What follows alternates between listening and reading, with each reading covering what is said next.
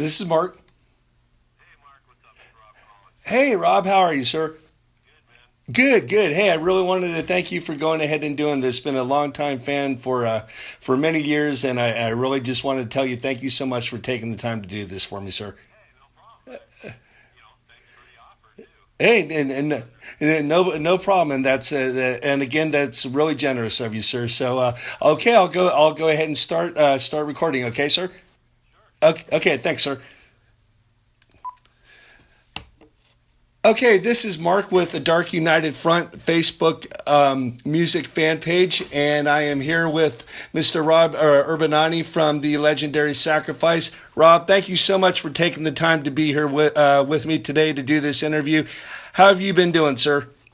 Oh, great. It's good to talk to you, Mark. Well, thank you very much. Thank you very much. I understand that you guys just did the Calgary Metal Fest a few days ago. How did that go? Oh, it went really, really good.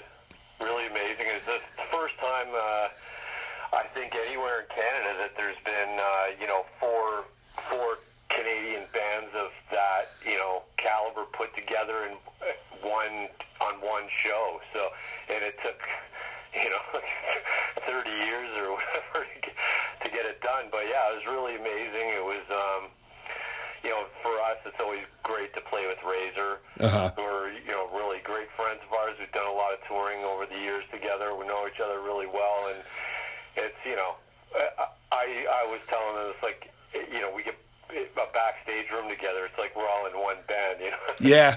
And it was amazing, too, to play, Exciter's, big part of Sacrifice. We actually used to cover Exciter when we first started, and I just remember being proud of buying Heavy Metal Maniac and looking at the back, and oh my God, these guys are from Ottawa. Yeah. It's great to see that there's a band that heavy from Canada. Yeah, absolutely, absolutely. It's funny you mentioned that because I was going to ask you pretty much the same about Exciter later on in the interview. So you actually already kind of answered it. Sorry. Hey, no. That's great. That's great. I love talking heavy metal. So whenever any part of the subject comes up, I'm here. I'm for talking about it at any given time. So, all right. Well, the first question I was going to ask you is, what was it that made you decide that you wanted to pursue a career in music? Was there any specific artist or band that you liked that made you say to yourself, "That's what I want to do"? Well, there is, I guess, stages. I have four older brothers, right? And there's always records in the house. They're all into rock music. So Yeah. in the early '70s, I'd be 4 years old, or I don't know how old I was, jumping up down on the bed.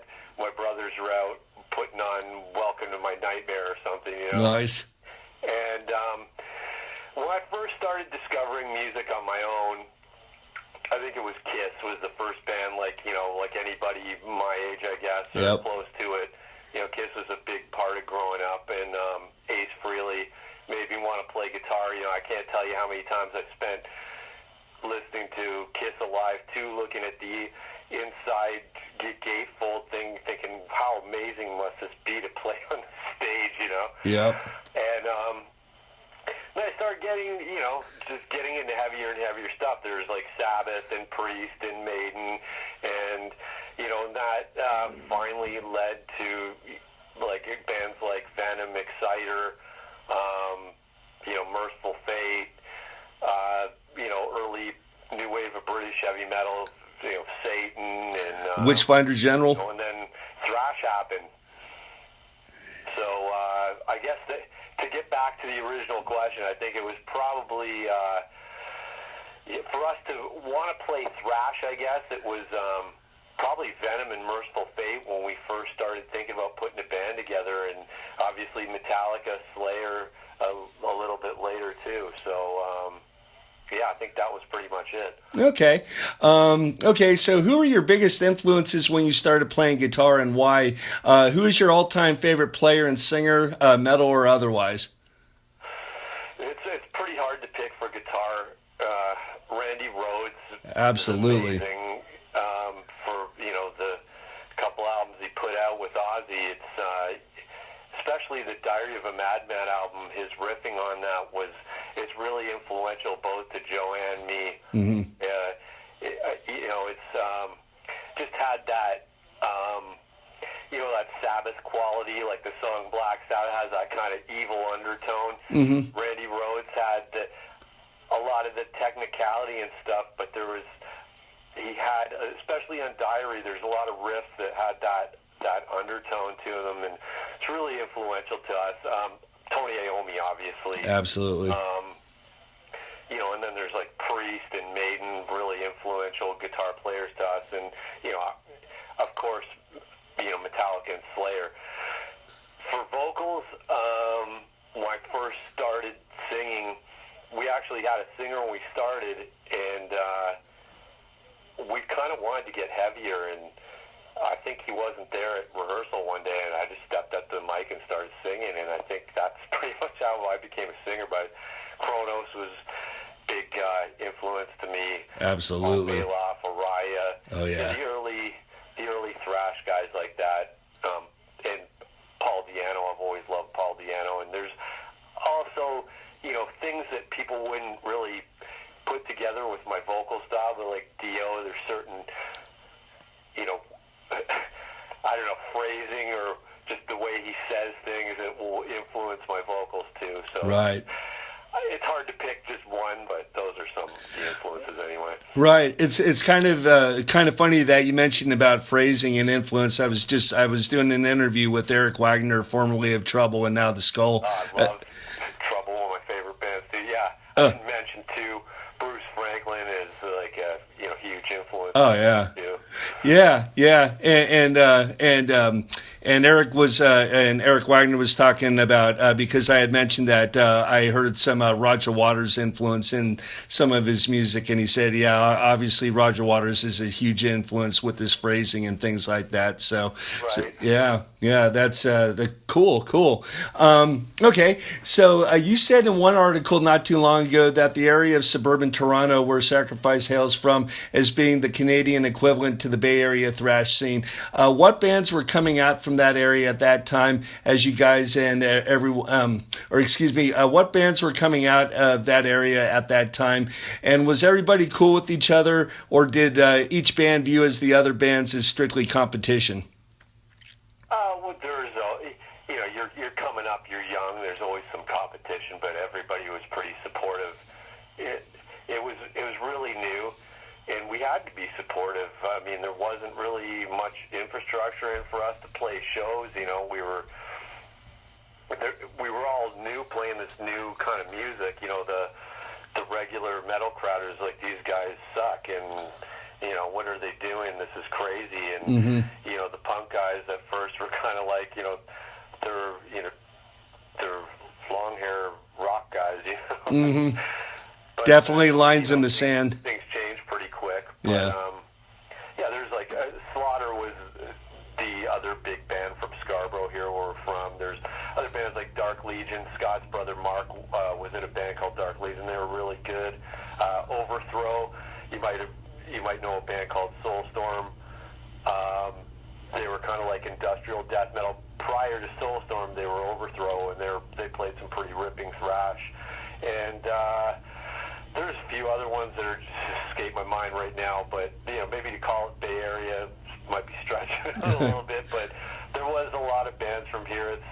Scarborough's known as kind of economically depressed area of Toronto, I guess. A lot of crime and that kind of stuff. And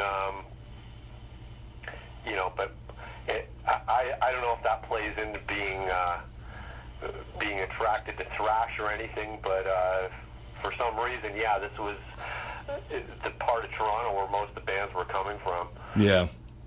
Yeah, I'll tell you one thing. I grew up in the mid '80s. I was fully into the thrash scene in the Bay Area, as well as a lot of the other bands. And I remember all my bros that I was hanging out with at that time. We really had a strong liking for all the Canadian bands that were coming out.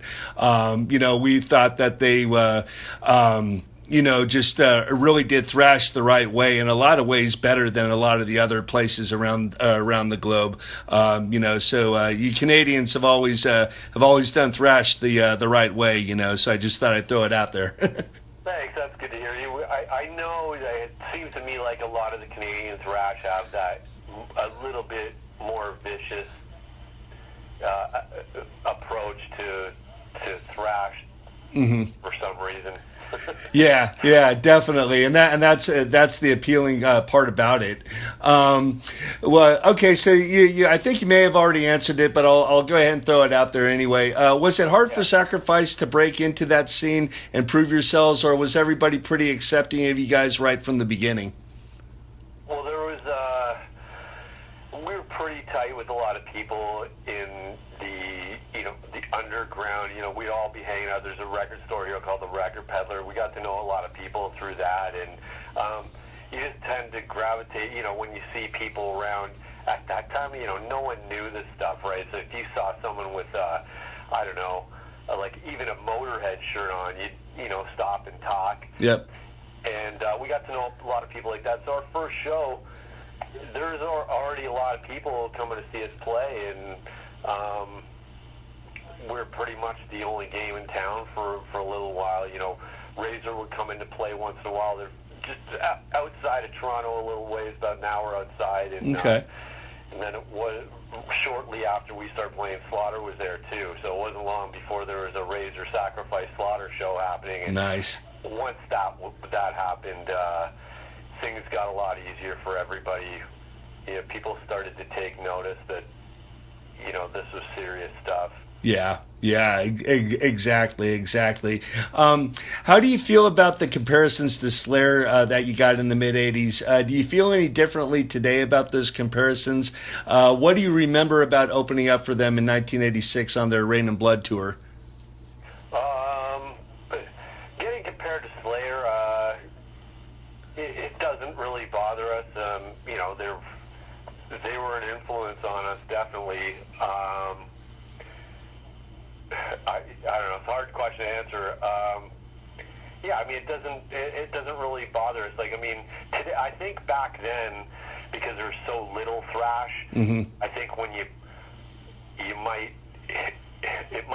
influence might have been more apparent than when you look back on it in 2016. Like, if you're going to put on the ones I condemn and put on the new Slayer album, I don't know how similar they sound, but not at all. maybe back then. Yeah. Well, there is a similarity, definitely. Yeah.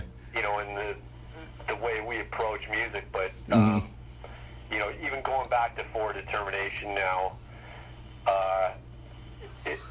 there's bands I think more like Slayer, really.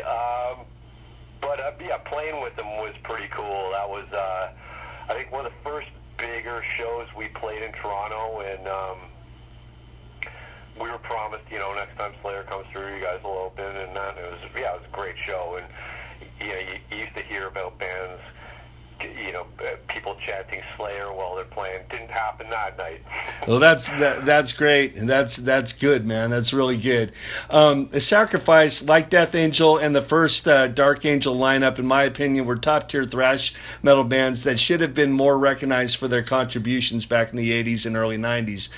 The songs more than held their own against the likes of Metallica, Slayer, and Exodus, in my opinion. Have fans had similar things to say to you over the years? If so, what is your reaction to that?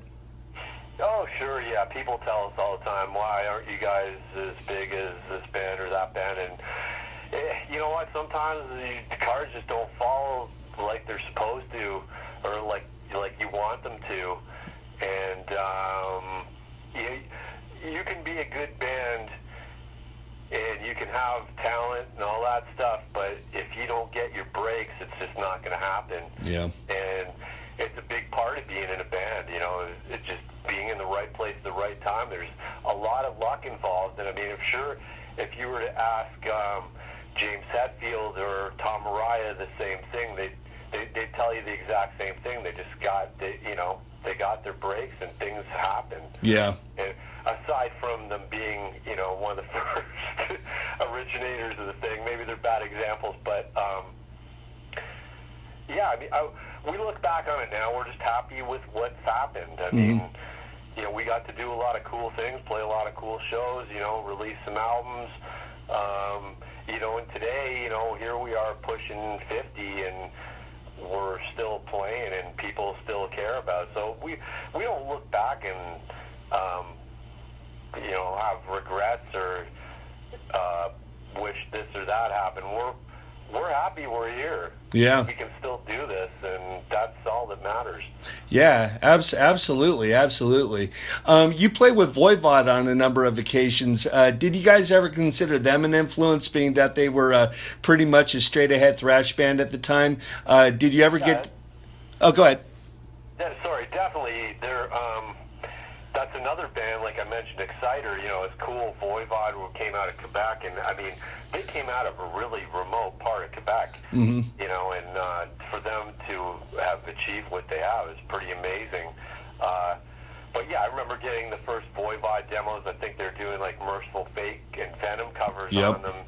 We're like, oh, cool, these guys are Canadian, and War and Pain came out. Yeah, I mean, Blower and the song Voivod and stuff. Yeah, sure. Black City. Definitely a great band. Oh, yeah. I don't know about so much influence, but they were inspirational for sure. Definitely.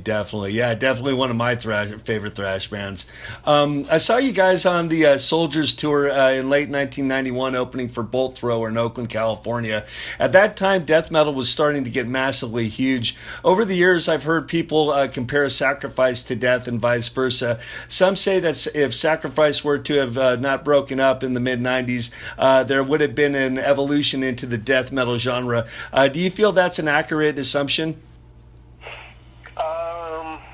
Well, I think the reason we broke up was partly because we didn't really feel comfortable altering our sound that much to accommodate what people were listening to. Yeah. It just wouldn't feel honest if that evolution happened. Like, people have told me, wow, your last album's probably more death metal than any of your albums ever, Like I always say in interviews that, just death metal killed thrash. Thrash was just becoming too watered down. People were trying to be Metallica, and, it was pretty hard not to look at their success and want that. Oh, yeah. But at the same time, thrash is losing all its vicious energy. Yeah. And, death metal swallowed that whole thing up. Yeah. People wanted... There's always going to be a market for people wanting something heavier, and, those bands provided it. Right. Now, if Sacrifice didn't break up, it's possible we might have evolved into that. I don't think we would have become a death metal band, but, we all like it. Yeah. Oh, yeah. It could have happened. Hard to say. Yeah, it's kind of funny because I was always kind of hesitant to listen to death metal because I was such a fan of thrash metal, and then I became a huge fan of death metal later on, and I will have to agree with you on that. My feeling was that thrash basically you were waiting a long time between albums for between the main ones, and then and then there was a lot of ones that came after that were just not as good, and it was just kind of saturating the market, and it was just kind of became stagnant, Right. And I was gonna say too, like you mentioned Death, when you look, Death was always considered a death metal band, obviously, but when we toured with them actually after both were, when you look back on it now, it's there wasn't really that much difference between the two band styles. Death could almost be considered a thrash band today. Yep. Yeah, definitely. Well, the next question concerns Chuck Schuldiner. What do you remember about Chuck Schuldiner, and what do you think his legacy today would be considered, besides being considered the godfather of death metal? Well, I think he used to get treated unfairly. There would always be some stupid gossip story about him.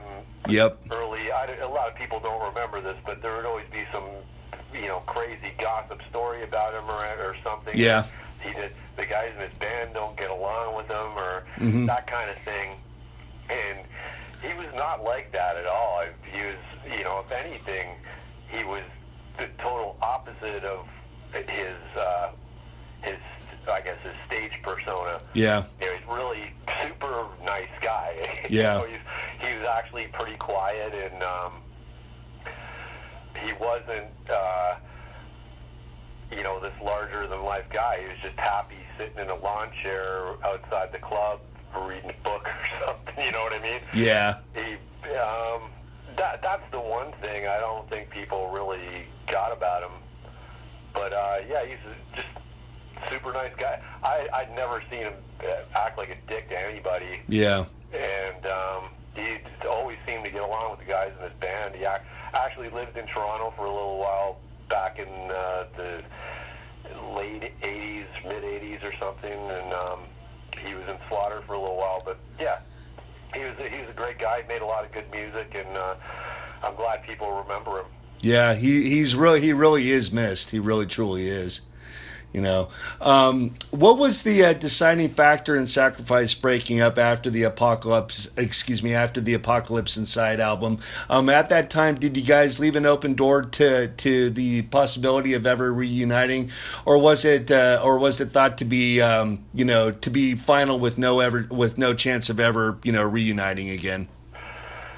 Yeah, it seemed like it was over. I mean, we could see it's pretty hard when you're in a band and you're used to playing in front of X number of people, and that X number is turning into just a considerably smaller number, and you can feel the climate of the music scene is just not. Yeah. They're not interested anymore, and it's pretty hard to forecast what's going to happen next. I mean, we broke up, and I guess we figured that was the end of it. Let's go our separate ways and try to do something else. Joe ended up moving to Detroit, and Scott ended up moving off to Vancouver. Gus, we haven't talked to in a long time. So, we just figured it was done. It was funny though. It wasn't that long after. It was maybe a year or two after that. I remember Slaughter of the Soul came out, and I'm thinking, this is almost thrash again. Mm-hmm. And I could almost feel it coming back already. Yeah. And it wasn't long after that, The Haunted started up, and thrash was pretty much coming back already. Yeah, I remember that time too. What were the circumstances that led to the band getting back together and playing live in 2006? Was writing a new album ever discussed at that time, or was it a let's see how this goes and assess it later type thing?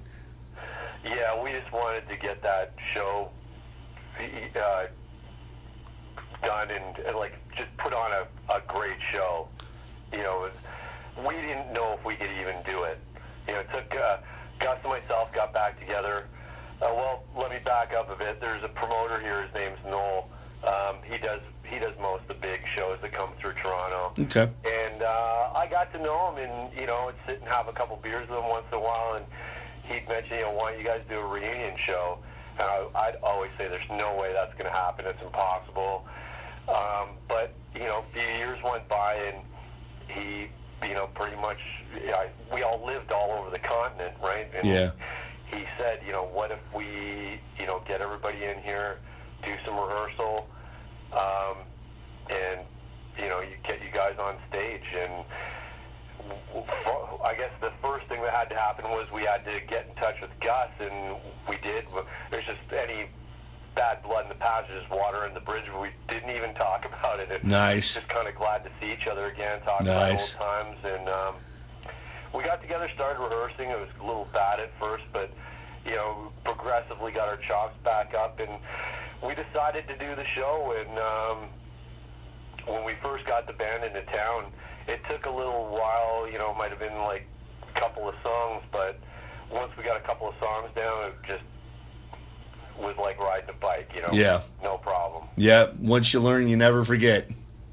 Yeah. Yeah, the ones that I Condemn was released in 2009. In 2009. In my opinion, that album could have been made back in the 80s. What was the writing process like for that album, as well as the recording process with all the advancements in technology since you guys last recorded as a band?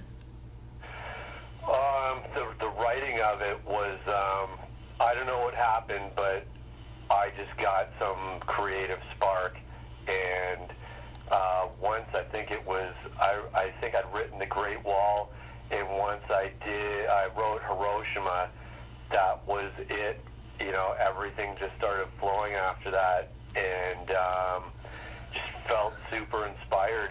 I think doing that reunion show, just, I don't know what it did, but it was like one of the most creative parts of my life.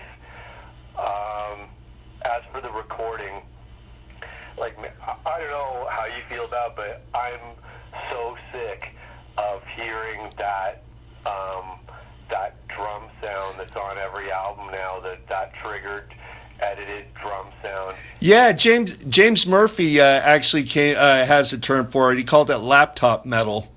Yeah, exactly. Like, Yeah. I hate it. Like, it's ruining music for me. Mm-hmm. It's like every band has the same drum sound, and it's not just the sound. I don't even know if these drummers can play anymore, because back in our day, like, Gus would step up, but they'd mic up his drums. We'd go in and play. What you heard was what we were playing. Mm-hmm. There's no editing or any of this fucking crap. Yeah.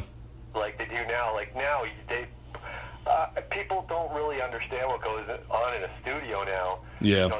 Drummer now plays to a click track, Mm-hmm. and that comes up on a computer screen. Yeah. Any little mistake, that there's a little speck on the screen for every hit that Mm-hmm. that drummer makes. Mm-hmm. Anything that's out of time, you can put it exactly in time. Yeah. And that drummer, like, I mean, I could play drums, and they could fix it, and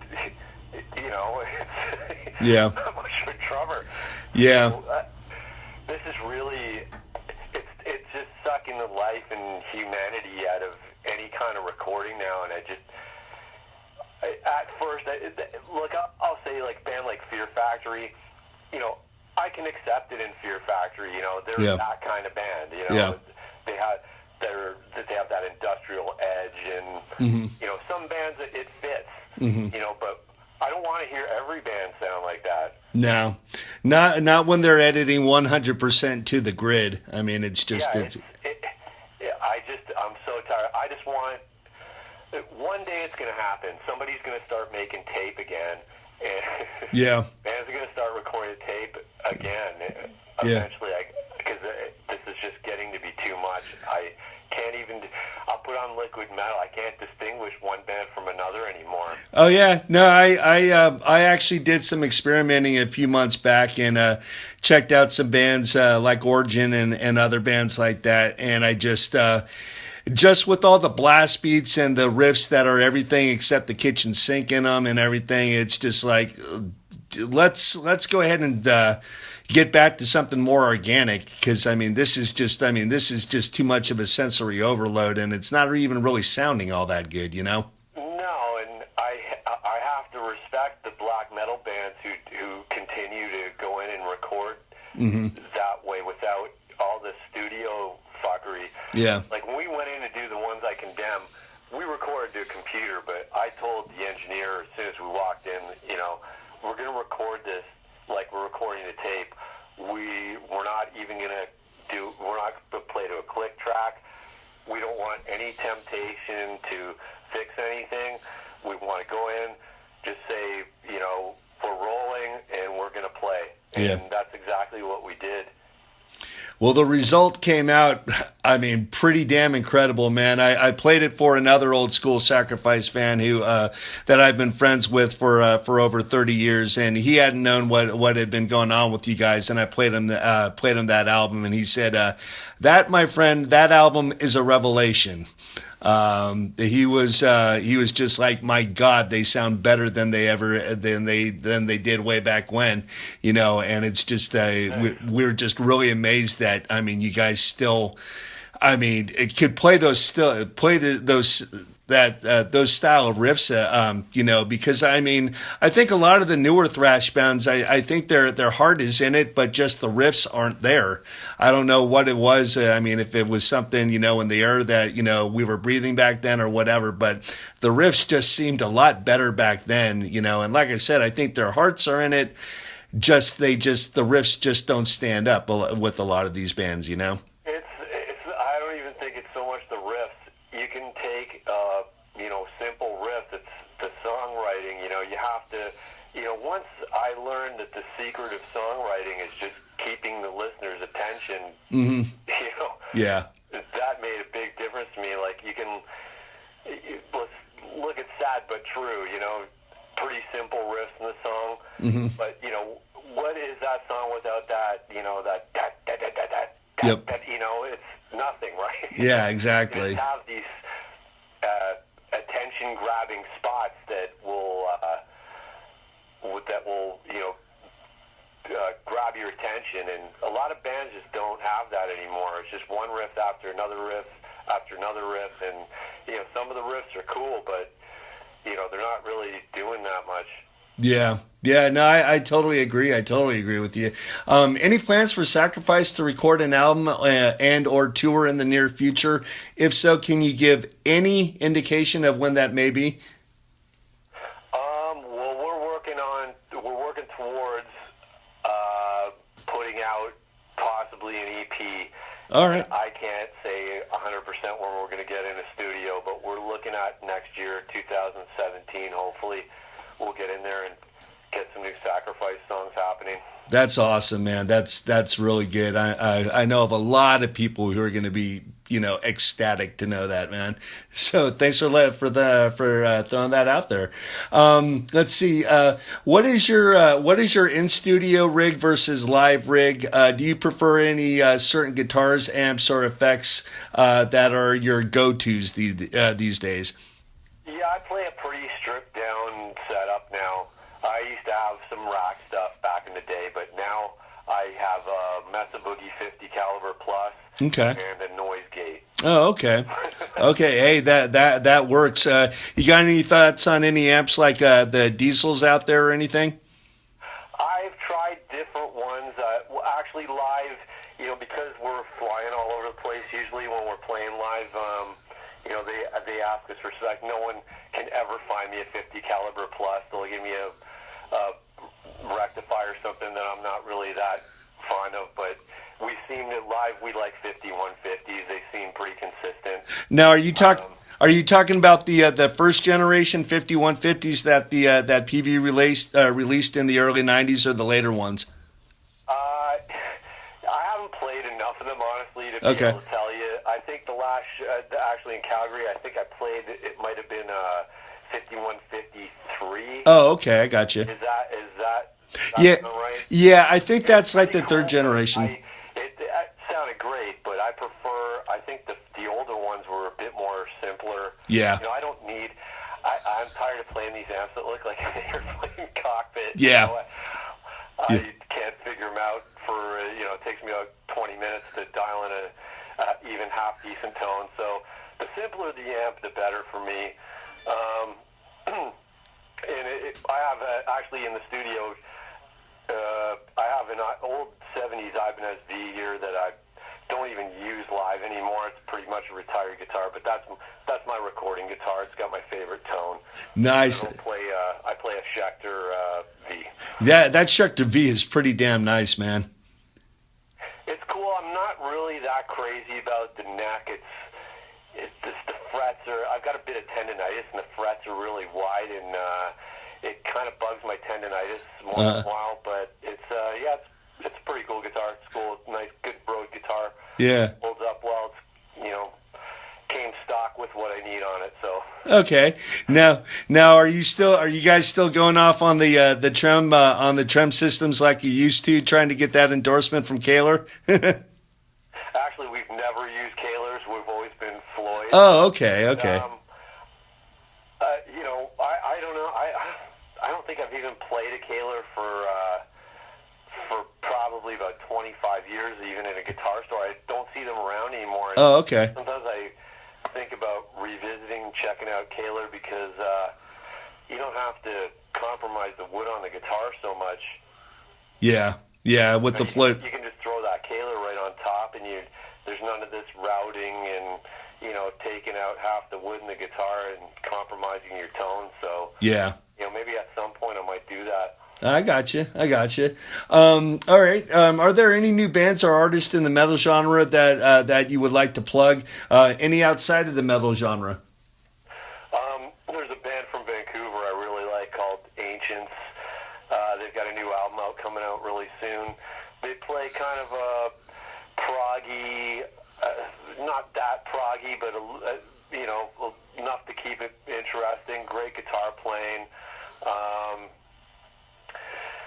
Anytime anybody asks me this, I'm like, I can't think of anybody. I get off the phone, I'm like, oh man, I should have mentioned this. Well, are you still a fan of Ty Tabor? Oh yeah, absolutely. Yeah, he's a big influence again on me. Yeah, amazing guitar player. Actually, one of the best shows I've ever seen was King's X on that Dogman tour. Just watching him play was outstanding. Yeah, I saw him in 1991 at a festival show in Northern California, and that guy definitely can hold his own. And I'm just really surprised that he's not as well known as he should be. Oh, I know it's criminal. Actually, the whole band. It's obviously not thrash or anything, but I mean, they're a musician's band. They play as a band. Yeah, they're a complete unit. Nobody sticks out and tries to steal the show. They're a tight band. Okay, good. Yeah, definitely. My thoughts exactly too. I have to ask you, being that you're Canadian and in the music industry, one of my all-time favorite bands. Any feelings on Rush? Yeah, we're huge Rush fans. All right. Massive Rush fans. Some of the guys in the band will listen to the whole catalog. Me, I'm up to Signals. That's where I'm at. Everything before, everything all the way up through Grace Under Pressure, and then anything after that. There's some good songs here and there, but I won't pull those albums out. Song I like, but yeah, for me to sit down, throw on one of my old Rush albums, it's not going to be anything after Signals. Yeah, I got you. Yeah. So I take it Alex was probably a pretty pretty big influence on you as well. Oh, for sure. I mean, for all the people know Rush for, there's people forget they had some pretty heavy stuff. Oh yeah, absolutely. Which one's covered Anthem? Yeah. They've got some really heavy. Again, pretty. You might not see it, on the surface, but big influence on Sacrifice, definitely. That's cool, man. I'm glad that Rush is still thought of as in a really high regard. I see that you're hard pressed to find any drummer who's not influenced by Neil Peart. Yeah, and that's true. And I was talking with a good buddy of mine just not too long ago. We were talking about guitar players, and I said we basically agreed. It's like, if Alex was not in a band with Geddy and Neil, he probably would be thought of as an even better guitar player that he is. But because he's got the bandmates that he does, his playing is really overshadowed a lot of the time. Yeah, you're 100% right there. I've said that before myself. Yeah. I mean, I said, you know what? He would be thought of in the same light as like David Gilmour or somebody like that. But he's got those two other guys that, I mean, they all complement each other very well. But one of the bad things about it, if there is anything, it's just he's not really recognized as good of a player as he actually is. Yeah, God. Anybody questions that? Just throw on La Villa Strangiato. Oh, absolutely. All right. Well, I got one off question that I try to go ahead and do in every interview. Chris Draper, formerly of the Detroit Red Wings, was quoted as saying, "We are very rich for playing for just playing a game. The Toronto Maple Leafs and us would play for each other for nothing." I'm actually a diehard Red Wings fan for myself, going back almost 20 years, who started when the whole Colorado rivalry started. Do you think do you think that the younger players for both teams get the significance of the rivalry, or is it just playing against another team and it's no big deal? Is it still a big regional rivalry, and do you think it can ever get back to the way it was between both teams and both fan bases? Yeah, definitely. I don't know if the kids recognize this yet because the Leafs have been shit for quite a while now. But you got Babcock now.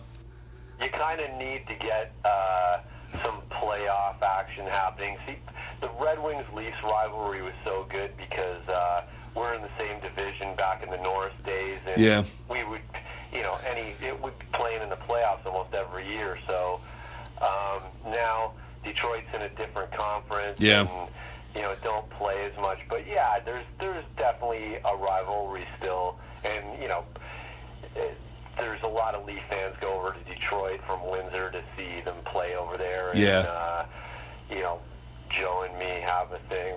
He lives in Detroit now. Yeah. Is he a Wings fan or is he a Leafs fan? I think he's still a Leafs fan, but you live in Detroit. Yeah, you follow the team. You're living in the city, right? But I don't know. It's going to take the kids a while to get these rivalries. I think the Leafs are going to turn it around this year quite a bit. I'm not 100% sure they're going to make the playoffs for a year or two, but they might surprise it. There's a lot of good young kids now, so I'm hoping it's not going to be much longer, man, because the last time the Leafs won the Cup, I was born a couple weeks after. Yeah, and I was born not too long after that too, But you guys got Babcock, and I think that's a really good step in the right direction. I asked this for a lot of hockey fans too, because I'm a huge fan of this kid. What do you think of Dylan Larkin? Oh, he's a great player. I haven't got to see him that much other than when they played the Leafs, but yeah, he looks like a keeper, definitely. Right on, man. Right on. Well, I mean, like I said, I've only been following hockey for about the last 20 years. I grew up on football, but I've become a huge hockey fan, and I think that anytime the Maple Leafs and the Red Wings are good, it's just good for the NHL in general and for hockey in general. So hopefully each team will get back to where they need to be. I really don't see the Wings doing anything for a few years. They need to get those draft picks and start preparing. That streak means nothing to me when they get bounced out in the first round. Yeah, but Detroit's always been pretty good at drafting players, so it won't be long. I'm hoping so. I was really hoping that Stevie Y was going to go ahead and stay within the organization, but he wants to move up, so I can't fault him for going to Tampa Bay, but man, I hate that team now. I really do. I hate them. Well, Rob, really quick, man. It's kind of like, for people in Toronto, I think it's like our second home team because so many people vacation down there. And yeah. You put them on TV down there, the colors of the jersey, it's almost like watching the Leafs game. Yeah, I feel you. Well, really quick, I just wanted to throw two things out. I got a really good buddy out in British Columbia who's been a diehard Sacrifice fan for longer than I have. He's you guys can do no wrong. His name is Grant Nelson. I was wondering if you could go ahead and do a shout out to my bro Grant Nelson out in British Columbia. Yeah, absolutely. Grant Nelson, thanks for your support over the years, brother. Right on, man. And the very last thing, it's no biggie, but I actually got a Sacrifice patch for my very first denim jacket, to go ahead and do it all metal style. So I actually got a picture of my mom sewing on my Sacrifice patch on the very front of my denim vest, and she is 73 years old. Oh, that's awesome. Yeah, I see that one. Yeah, actually, I'll go ahead and send you a picture of it sometime, man. But you know what? Send it to one of the guys. I'm not on Facebook. But okay. Send it to one of the guys on our page, and yeah, they got to post that up. That's amazing. That's awesome. She just gave me back my vest today. She sewed on a Dark Angel and obituary patch as well as a Death Angel one. She hands it off to me today, and she's like, "No more. I am done. The Death Angel patch took me about 45 minutes to do. I am done." I guess you better learn to sew, man. Yeah. My stitching is very much military style stitching, and it ain't the prettiest, but at least it will hold on. So it looks like I need to start taking that up again. Rob, thank you so much, man. It means the world to me for you to take the time to go ahead and do it. Like I said, I've been a fan for such a long time. I am so glad that you guys have reunited, and really quickly, I take it because you guys are all spread out over the continent. It's you guys getting together. It's kind of hard to do, so you guys try to get together when you can, right? Hell yeah. It's difficult. We play live. We usually have to, if it's not a town show, we have to meet up in that city a few days before. Ask the promoter to hook us up with a rehearsal room and get to work. Okay. All right. Well, what I was going to bring up is I'm trying to help a band out by the name of Eliminate. I'm not quite sure if you heard him, but it's actually Don Doty, formerly of Dark Angel, Scott Owen. I've actually heard the band. Yeah. Yeah. They're doing they're trying to do the same thing. They're scattered all throughout the country, so they're trying to do the same thing, get together when they can, and I think it would be a great tour, Sacrifice and Eliminate, man. We could do that, but our touring's out of the question for us now, unfortunately. We're just stuck doing one-offs. Okay. But I'd love to play a show with the guys. It sounds like a cool band. I mean, there's guys from Hyrax and Dark Angel and Don's in the band. That's cool. And who else is in the band? Henry from Devastation, John from Subversion, and the newest member Joe Cangalosi from Creator, Whiplash, and Massacre. Yeah, so how can that go wrong? Yeah, definitely. Well, hey, they're playing Brooklyn next year on a one-date festival in Brooklyn next April, man. So who knows? Yeah. Well, are they going to the studio soon? Or? They just recorded a demo at the very end of the third week of September, and now I think they're just waiting to they're looking for gigs to go ahead and do. Obviously, they got their their everyday lives, but they're looking to get gigs, and then in the meantime, trying to get that record deal and everything. But they're an up and coming band, and definitely, man, I just thought that would be a really cool thing. Whatever, try to get the old school guys together. Yeah, that band definitely, and getting Dark Angel back together too. Looking forward to hearing both those recordings. Yeah, definitely. Rob, thanks again, man. This has been such a highlight of mine. I just started this thing a few weeks ago. Got a few interviews under my belt now, man. And I really appreciate you taking the time to help me out with this, man. It really does mean a lot to me, sir. Well, hey, Mark, it's been great talking to you, and it's just been fun. It's been a fun interview. So yeah, thanks, man. Well, thanks, man. I mean that means the world to me, man. And take care, and much continued success in what you're doing. And I hope to catch you guys at a show sometime, man. Yeah, I hope so too. Yeah, we'll have to meet up sometime, hopefully. All right, man. Hey, dude, thanks again, man. You're the best, and all the best to you, Rob. Cheers, you too, Mark. All right, thank you, sir. Okay, man. All right, later.